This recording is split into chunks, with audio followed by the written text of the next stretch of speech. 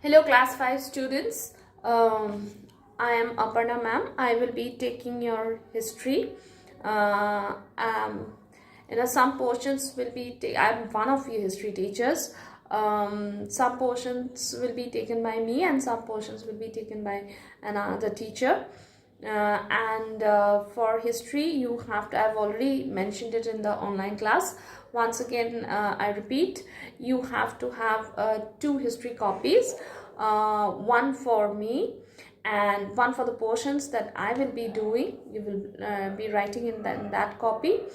Better if you can write the name on the label itself, and the other copy will be for the other teacher.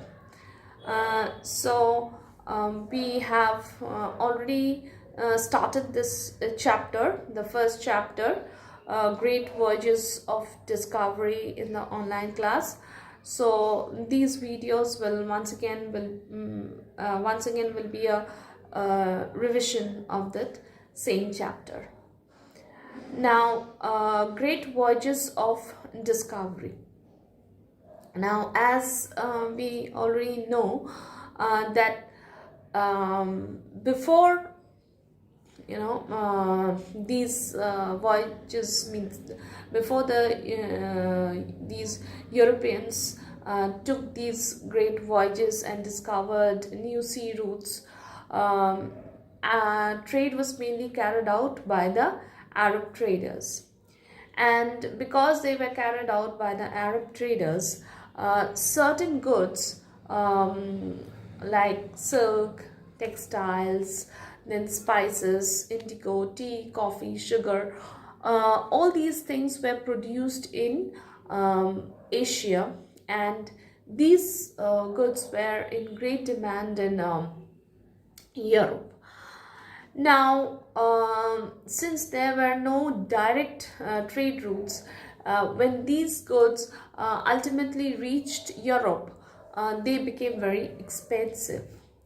And so the Europeans thought that if they could directly buy it from Asia, then they could make a greater profit. So that was the first reason which made them think of finding a direct route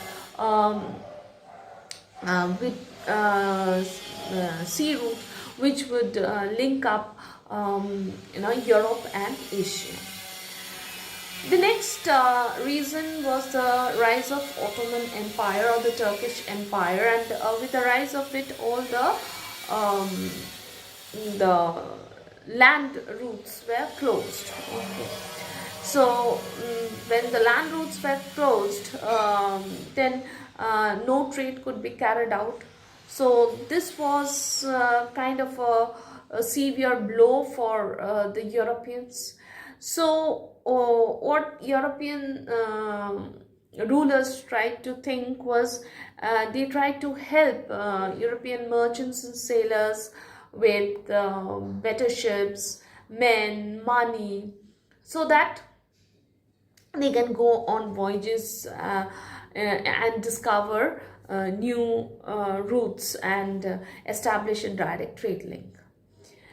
One more reason was the rich account of Marco Polo. Now, Marco Polo was a traveler, and he traveled to many places, and he traveled to many countries in Asia, like China, Japan, and other countries of Asia. And he was really attracted by the wealth, and when he returned to his country, he gave a rich account which tempted the Europeans to have a direct link with such countries. Another reason was building of bigger and better ships, then maps and charts showing the sea routes, and also the use of the Europeans learned the use of compass from the Arabs. So the use of compass and the invention of astrolabe. Now, what was the difference between compass and astrolabe? Compass is an instrument which helps a sailor to find out the direction in the sea, whereas astrolabe helps a sailor to find the position at a sea. So this is the basic difference between a compass and an astrolabe. Now let us see what is there in the book.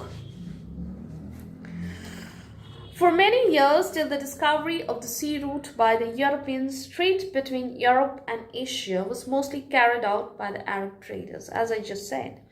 There was a great demand in Europe for goods such as silk, spices, textiles, indigo, sugar, coffee, tea, which were produced in Asia.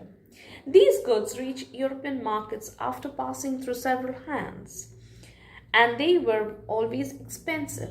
Soon the Europeans realized that they would make more profit if they brought these goods directly from Asia. That's what I was saying, that if they can buy the goods directly from Asia, then they can incur that profit instead of paying such a lot for the same amount, for the same goods. However, in the 15th century CE, CE means the Common Era. The rise of Ottoman Empire or the Turkish Empire had closed all the overland trade routes between Asia and Europe. So all the trade routes between overland routes between Asia and Europe were closed by these this Turkish Empire. So this was a great blow to European trade with the East. So the Europeans could not trade with the East, and that also compelled them to. The European merchants now wanted to find a route to the East by sea. The European rulers helped sailors and merchants with ships, men, and money to explore new trade routes and also find new lands to build their empires. So not only for trade but also for building empires. Accounts are given by travelers like Marco Polo, who visited China, Japan, and Asia, describing the fabulous wealth of Asia. Fabulous means enormous wealth. Okay, tempted Europeans to explore new routes. So as I said, that was also very tempting. Since the 12th century CE, the Europeans had been able to build bigger and better ships. From the Arabs, they learned the use of compass, and which helped them to find directions. As I said, the basic difference. By the 13th century CE, maps and charts were made showing sea routes and harbors of many countries.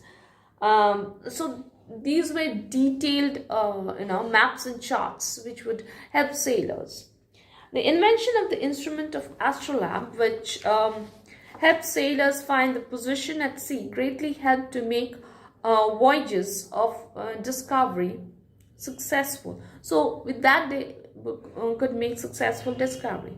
So with bigger ships, maps, and astrolabe, people could sail to distant lands.